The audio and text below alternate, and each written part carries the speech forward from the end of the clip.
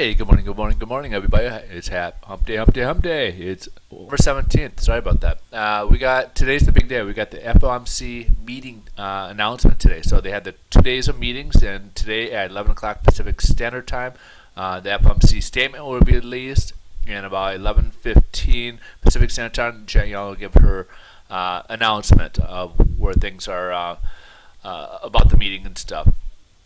Also on the docket today for the economic calendar, we got the Consumer Price Index for the month of November. It's also known as the CPI. These are, of course, one of the big inflationary numbers that we look at, that and the PCE, personal consumption expenditure. So back in October, we had 0%, and there was supposed to be contraction due to the lower energy prices of 1.1%, and actually lowered more than that at 0.3%. Now, when you strip out the food and energy, we have at the core, and this is that true number that the Fed will look at.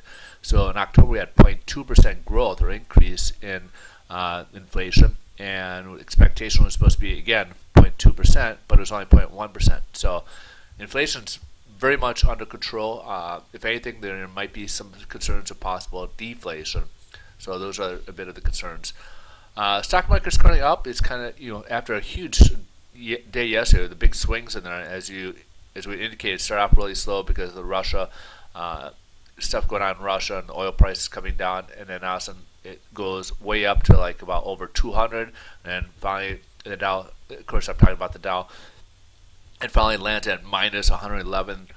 Crazy day yesterday in the markets, and today they're kind of building up because they're kind of expecting a more of a dovish comment, or a less, not so much dovish, but less hawkish comment. They're kind of figuring that they want to see, there's going to be three things they're going to be looking at. They're going to be looking to see if they remove that considerable time from interest rates being hiked.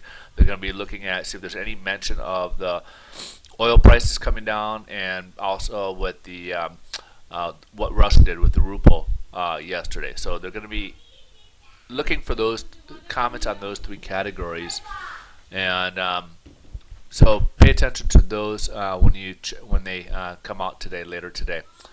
But anything other than that, especially if it's hawkish still, if they do move that considerable time, look for the stock market probably crash and a lot of that money come into the bond market and help out interest rates here.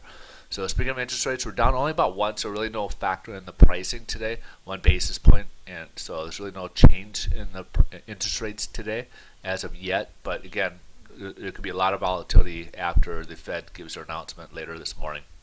All right, folks, you guys have a wonderful day. Thanks for watching, and I'll try to get back to you guys later today as to what the Fed had said and where the market's moving. All right, have a wonderful day. Thanks again for watching. We'll see you guys tomorrow.